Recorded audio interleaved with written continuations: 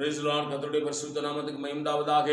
இந்த புதன்கிழமை காலையிலே உங்களை சந்திப்பதில் மிகுந்த சந்தோஷம். இந்த நாளுடைய ஆசீர்வாதத்துக்கு ஒரு வேத பகுதி வாசிப்போம். அது ஆதியாகமம் 26ஆம் அதிகாரம் 12ஆம் வசனம். ஈசாக்கு அந்த தேசத்திலே விதை விதைத்தான். கர்த்தர் அவனை ஆசீர்வதித்தினால் அந்த வருஷத்தில் 100 மடங்கு பலனடைந்தான். அல்லேலூயா. கர்த்தர் ஈசாக்கை ஆசீர்வதித்தார். பஞ்ச காலத்திலே விதை விதைத்தான். 100 மடங்கு அவனுக்கு ஆசீர்வாதம். கர்த்தருடைய பிள்ளைகளே, நீங்கள் ஆண்டுடைய காரியத்தை சரியாய் விளங்கிக் கொள்ள வேண்டும். தேவ சித்தத்தை சரியாய் விளங்கிக் கொள்ள வேண்டும். தேவனுடைய திட்டத்தை சரியாய் விளங்கிக் கொள்ள வேண்டும். தேவ நோக்கத்தை சரியாய் விளங்கிக் கொள்ள வேண்டும்.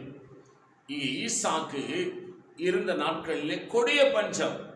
ஆனால் அவன் விதை விதைத்தான். பஞ்சமா இருக்குன்னு சொல்லி விதைப்பை நிறுத்திவிடவில்லை. கஷ்டம் வந்துருச்சு, நெருக்கம் வந்துருச்சு, போராட்டம் வந்துருச்சு, நமக்கு இருக்கிற பணம் நமக்கே போதுமானதில் இருக்குது, எப்படி தசமா எப்படி கொடுக்கறது, காணிக்க கொடுக்கறது, பரவாயில்ல அடுத்த மாசம் பணம் நிறைய வந்து கொடுத்துக்கலாம் என்று சொல்லி இங்கே ஈசாக்கு நினைக்கவில்லை. பஞ்ச காலத்திலே கர்த்தருக்காக உற்சாகமாய் விதைத்தான்.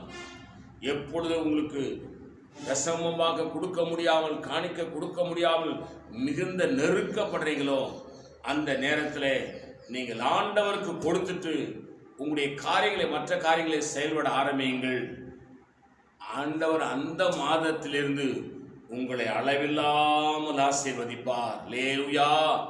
என் சம்பளம் எனக்கு போதுமானதா இல்லை, என் பென்ஷன் எனக்கு போதுமானதா இல்லை, என் வருமானம் எனக்கு போதுமானதா இல்லை, எனக்கே பற்றாக்குறையாக இருக்கிறது, இதை வச்சுட்டு நான் எப்படி தசமாக கொடுப்பேன், எப்படி காணிக்க கொடுப்பேன் என்று சொல்லி நீ விதையை சாப்பிட்டுட்டீனா, கர்த்தருக்கு கொடுக்க வேண்டிய பணத்தை நீ சாப்பிட்டுட்டீனா, அது வாழ்க்கையில் அது ஆசீர்வாதத்தை நீயே கெடுத்து போடுகிறாய் என்று அர்த்தம்.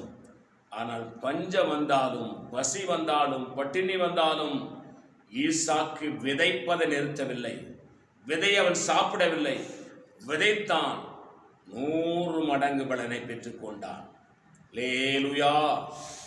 இருக்கிறார்கள் ஆண்டவர் கொடுக்கிறன்னு சொல்ற மாதிரி கொடுக்கிற மாதிரி கொடுப்பாங்க. ஆனால் என்னன்னு கேட்டா, உண்மையாய் அவர்கள் கர்த்தருக்கு கொடுப்பதில்லை.